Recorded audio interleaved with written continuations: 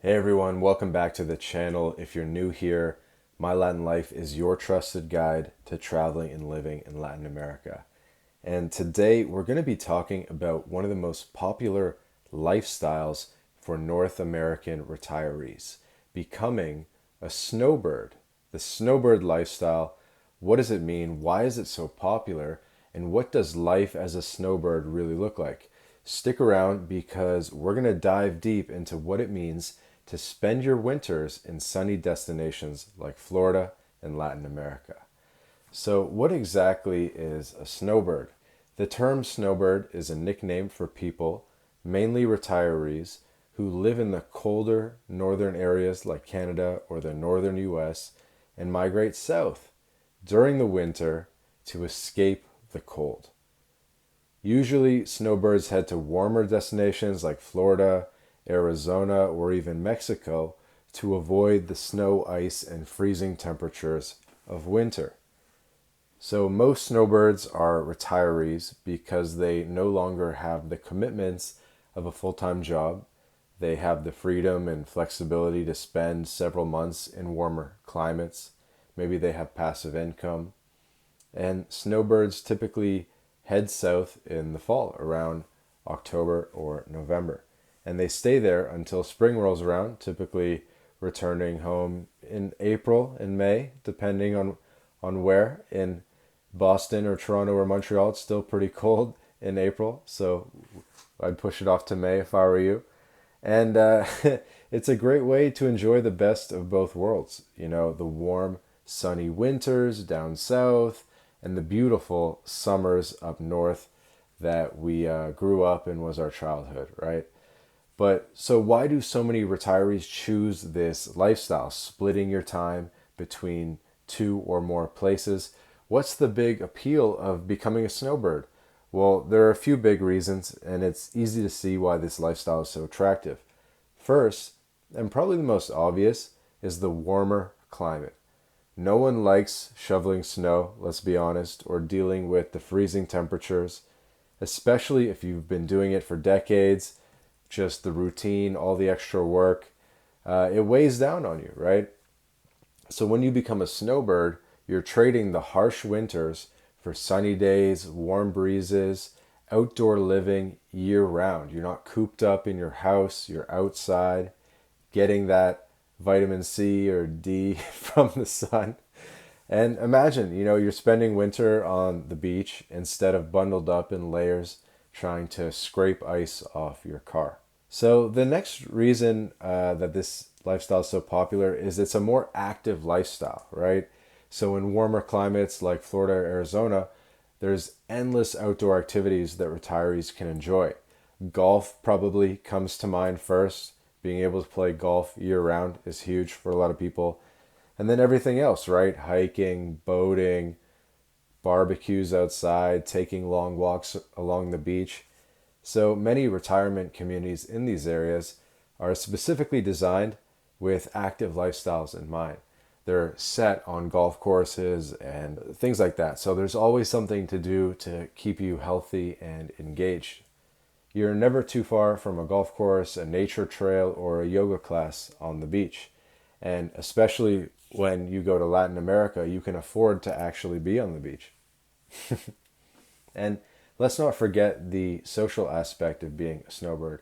Honestly, people say that when you become a snowbird, it's like, or when you go somewhere warm, your social life just doubles. It 10x's, honestly, because people are outside, they're doing stuff. So you're having a lot more social interaction than you would be up somewhere cold, hibernating in your house, right?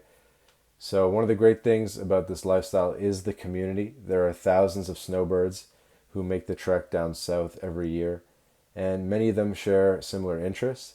So you'll have the opportunity to meet new people, make friends, and be part of a community that understands the unique aspects of the snowbird lifestyle.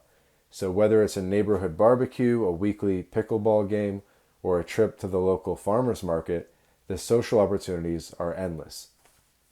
For me, just being able to sit outside and enjoy being outside even at night, hanging out, it's unbeatable, right? and not being cooped up in the house or expensive restaurants. So many snowbirds form close relationships that they look forward to, and they're people who go back to the same places year after year. So, what does life actually look like for a snowbird? Well, there are a few different ways that you can go about it, depending on your preferences and budget. Some snowbirds own a second home in places like Florida, Arizona, South Texas, Mexico, Costa Rica, Panama, something like that, right? And this gives them the flexibility to move between their homes as the seasons change. So if you're someone someone who likes consistency and prefers having a familiar space to return to every year, this might be the best route for you. The consistency of having that house that's your house, you have your things in your place. It's not the only option though, but some retirees even join gated retirement communities, which offer a range of amenities from pools and fitness centers to organized events and social clubs. Others prefer to rent a home or condo for the winter months. This option allows for more flexibility because you're not tied down to one location. You can explore different areas each year. One winter, you might rent a beachfront condo in Florida, and the next you might try out Arizona's desert communities, or try down in Mexico and spend your winter drinking margaritas. So rentals can also be less expensive up front because obviously you're not getting into a mortgage or the long-term maintenance of a second home. A lot less responsibility. And you can definitely get things like that for 3 to 6 month rentals if you know where to look. And then there are the adventurous snowbirds who choose the RV lifestyle. Yes, van life to the millennials. So these retirees travel south in their RVs, parking at campgrounds or RV resorts for the season. The RV life is all about mobility, allowing you to move from place to place with ease and explore different parts of the country. It's a popular option for people who enjoy travel and don't want to be confined to just one location during the winter months. They want to go, one day to the lake, one day to the beach or the mountain or the waterfall, whatever. So plus RV parks as well often have their own tight-knit communities offering social events and activities for residents. Maybe there's a band playing, and it's a good vibe. So, of course, being a snowbird is not without its challenges. For one, you'll need to consider the logistics of maintaining two homes if you decide to go that route. So if you own one home up north, you'll have to figure out how to keep it maintained while you're away, aka during the winter, right? If you're from Chicago, Boston, New York, you go south for the winter, well, who's maintaining your house for 3 to 6 months? So some snowbirds hire property managers or ask neighbors, family, cousins, somebody to keep an eye on things, right? So that's definitely something to keep in mind. There's also the matter of preparing your northern home for the winter. Everything from winterizing your pipes to make sure the heat stays on low enough to prevent freezing. Lots of considerations around the house. Another one is healthcare. So if you're living in one state for part of the year and another state or another country the rest of the year, you'll need to make sure your healthcare coverage and access to doctors are consistent between both places, right? So some retirees stick with national healthcare providers, while others find that certain states like Florida offer better healthcare options for seniors, which is something worth looking into before making the move. Another one is some people opt for international healthcare, either on a one-off basis or international healthcare plans. You can pay cash for a lot of services in, say, Mexico, whether it be a teeth cleaning or getting some x-rays, whatever it is. Finally, the distance from family and friends is a common challenge for many snowbirds. So if you're spending half the year in a different part of the country, it can be tough to miss out on family events, holidays, or seeing your grandkids regularly. However, many snowbirds find that they can balance this by returning north for special occasions or having family come visit during the winter, Christmas, New Year's down south, that kind of thing. And with technology like FaceTime and Zoom, staying connected is easier than ever.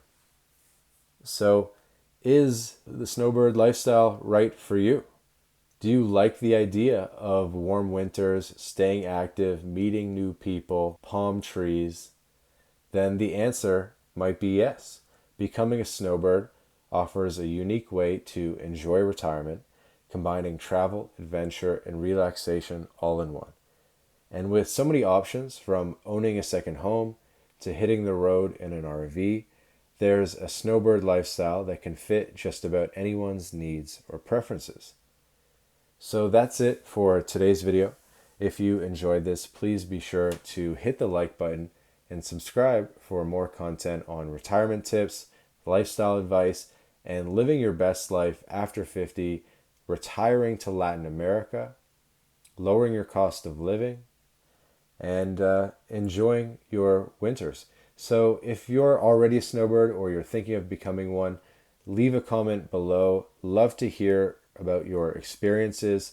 Love to hear where you spend your winters or where the hottest snowbird retirement destinations are. So thanks for watching, and I'll see you in the next video.